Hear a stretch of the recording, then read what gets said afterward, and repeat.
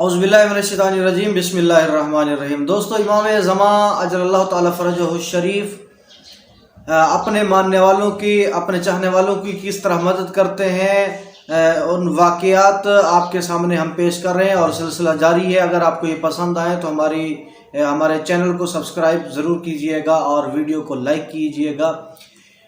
Hillah کا واقعہ ہے جو علامہ مجلسی علیہ رحمہ نے بیان کیا ہے کہ حلہ میں ابو راجے نامی ایک شخص حمام میں کام کرتا تھا۔ اس پہ کسی نے الزام لگایا کہ ابو راجے جو ہے یہ صحابہ کرام کی توہین کرتا ہے اور ایک خاص مذہب کی جو ہے وہ توہین کرتا ہے۔ بادشاہ وقت کے سامنے ابو راجے کو پیش کیا گیا۔ بادشاہ وقت نے ابو راجے پر حد جاری کی اور ابو راجے کو تازیانے لگایا گیا، مارا پیٹا گیا۔ ابو راجے کو اس کے دندان جو ہے وہ ٹوٹ گئے اور چہرہ زخمی ہو گیا۔ شدید قسم کی سزا دی گئی اور بعض ہڈیاں بھی ٹوٹ گئیں اور لہو لہان ہو گیا۔ اور پھر اس کے بعد بھی بادشاہ جو تھا، ناسبی تھا، اس کا جی نہ بھرا اور اس نے قتل کا حکم دیا۔ تو کسی ایک شخص نے کہا کہ ابھی یہ بوڑھا اپنے زخموں کی تاب نہ لا کے ہی مر جائے گا اور اس کو مزید قتل کرنے کی کیا ضرورت ہے، تو یہ بھی سزا اس کے لیے کافی ہے۔ اس کو گھر لایا گیا۔ گھر والے اب اس کی زندگی کے لمحات کو کاؤنٹ کر رہے ہیں، زندگی کے لمحات شمار کر رہے ہیں کہ کس وقت ابو راجے کی جو ہے وہ ملاقات امام زمان سے ہو جائے اور وہ اس جہان سے چلا جائے، مطلب اس کی شہادت ہو جائے، اس کی وفات ہو جائے۔